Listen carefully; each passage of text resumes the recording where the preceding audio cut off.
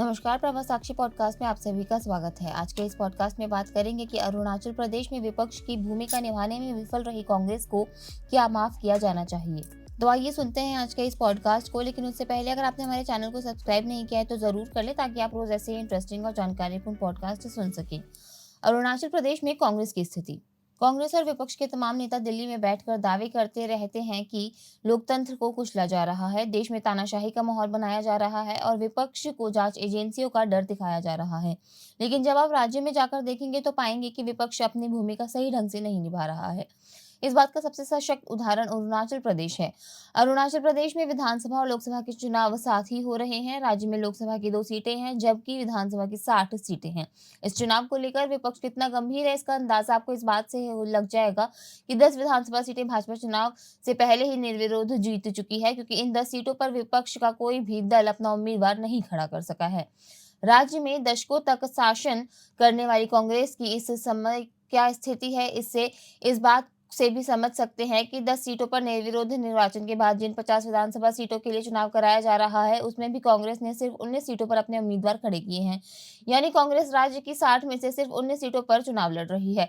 इसका मतलब ये है कि वह यह चुनाव जीतने के लिए या सरकार बनाने के लिए लड़ ही नहीं रही। सवाल उठता है कि क्या यही है लोकतंत्र में विपक्ष की भूमिका। सवाल उठता है कि जो दल विपक्ष की भूमिका के साथ न्याय नहीं कर पा रहा, वह यदि सत्ता में आया तो क्या कर पाएगा। देखा जाए तो विपक्ष अपनी भूमिका सही ढंग से नहीं निभाए तो लोकतंत्र को खतरा हो सकता है। इसलिए मतदाताओं को चाहिए कि कांग्रेस को मुख्य विपक्ष की भूमिका से भी कुछ समय के लिए बाहर कर किसी और दल को यह अवसर दे। आप विडंबना देखिए कि अरुणाचल प्रदेश में कांग्रेस ने जिन 19 उम्मीदवारों को उतारा है, उसमें से 17 नए चेहरे हैं। बताया जा रहा है कि कांग्रेस का टिकट लेने के लिए कोई पुराना नेता राजी नहीं था, इसलिए नए चेहरों को आगे बढ़ाया गया है।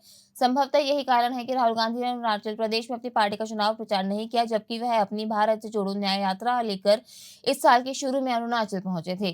चुनावों में जनता से किए जा रहे वादों की बात करें तो कांग्रेस एक ओर जहां तमाम तरह के न्यायों की गारंटी देने की बात कह रही है, वहीं भाजपा ने विकसित भारत विकसित अरुणाचल प्रदेश नामक संकल्प पत्र में तमाम वादे जनता से किए हैं। महिला सशक्तिकरण, राज्य में स्वास्थ्य सेवाओं के विस्तार और आधुनिकीकरण, युवाओं के लिए तमाम सहूलियतें, सरकार की जवाबदेही, राज्य की अर्थव्यवस्था को सुदृढ़ करने के लिए कई और कदम उठाने, राज्य की संस्कृति और पर्यटन को बढ़ावा देने, सबका साथ सबका विकास के सिद्धांत पर आगे बढ़ते रहने, किसानों को आर्थिक दृष्टि से मजबूत बनाने और राज्य की बुनियादी ढांचा परियोजनाओं को तेजी से आगे बढ़ाने जैसे कई प्रमुख वादे किए गए हैं, जो कि जनता को भा रहे हैं। नहीं होते अनाप शनाप खर्चे। आप पूरे अरुणाचल प्रदेश में पाएंगे कि कांग्रेस चुनाव प्रचार से पूरी तरह गायब है, जबकि भाजपा के नेता और कार्यकर्ता गली गली घूम रहे हैं। वैसे अरुणाचल प्रदेश की यह बात अच्छी लगी कि जहां राजनीतिक पार्टियां उत्तर भारत की तरह अनाप शनाप खर्च नहीं करती, यहां लगातार बड़ी रैलियां आयोजित करने से बचा जाता है और लाउडस्पीकरों पर दिन भर अपने उम्मीदवार के लिए प्रचार करते चुनावी वाहनों से मचने वाले शोर भी नहीं सुनाई देते।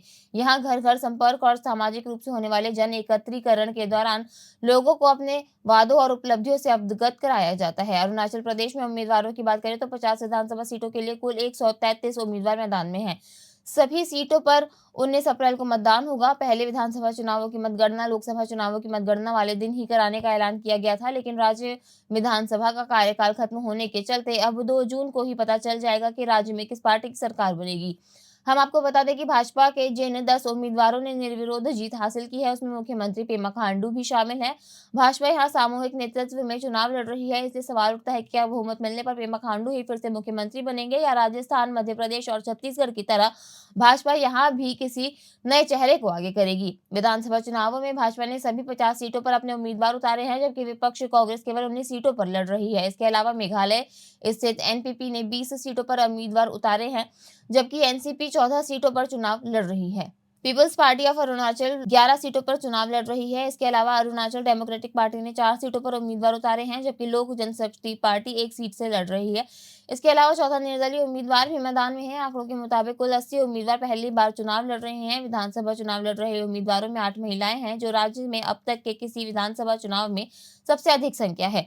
भाजपा ने 4 महिलाओं को मैदान में उतारा है, जबकि कांग्रेस ने 3 महिलाओं को मैदान में उतारा है और 1 महिला निर्दलीय उम्मीदवार के तौर पर भी चुनाव मैदान में है। दूसरी ओर अरुणाचल प्रदेश की 2 लोकसभा सीटों की बात करें तो यहाँ कुल 14 उम्मीदवार लड़ रहे हैं।